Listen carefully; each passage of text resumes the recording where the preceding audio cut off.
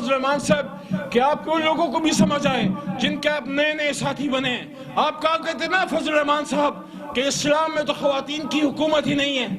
تو میں پوچھنا چاہتا ہوں کہ اسٹیج پہ آپ کے ساتھ جو مریم بی بی کھڑی ہوتی ہیں کیا وہ خاتون نہیں ہیں؟ تو آپ کس کو دھوکہ دیتے ہیں؟ آپ نے کشمیر کمیٹی میں تقریباً 20 سال جو ہے اس کی چیئرمینی کی ہے. میں پوچھنا چاہتا ہوں کبھی کشمیر گئے ہیں 20 مرتبہ 20 سال میں؟ کبھی پاکستان سے باہر کشمیر کی بات کی ہے؟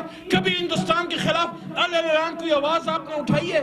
اور میں ان سے یہ بھی پوچھنا چاہتا ہوں فضل الرحمان صاحب، آپ اور آپ کی صدارت میں مریم نواز بی بی اور بلال بھٹو زرداری صاحب جو ہیں وہ نکلنا چاہتے ہیں، الیکشن کمیشن آف پاکستان کے خلاف احتجاج کرنا چاہتے ہیں. کس چیز کا احتجاج کرنا چاہتے ہیں؟ میں آپ سے یہ پوچھنا چاہتا ہوں بلال صاحب، آپ کے والد صاحب کی 5 سال حکومت رہی اور آپ اپنی حکومت میں بے نظیر بھٹو صاحبہ کے جنہوں نے شہید کے ان کو تخت اعدار تک نہیں پہنچا سکے، جس نے اپنی ماں کو انصاف نہیں دلایا، وہ میری قوم کو انصاف دے گا؟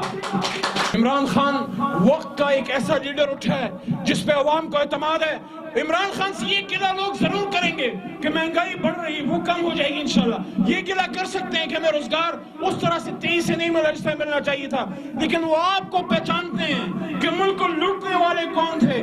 عمران خان سب کچھ کر سکتا ہے، ملک نہیں لوٹ سکتا، ملک نہیں بیچ سکتا، منی لانڈرنگ نہیں کر سکتا، پاکستان کے خزانوں کو یہاں سے اٹھا کے انگلینڈ اور امریکہ نہیں لے جا سکتا. وہ نہ سرے محل بناتا ہے، نہ سوس بینک اکاؤنٹس کھولتا ہے، نہ انگلینڈ میں لنڈن میں فلیٹس بناتا ہے، کیونکہ عمران خان میڈ ان پاکستان ہے.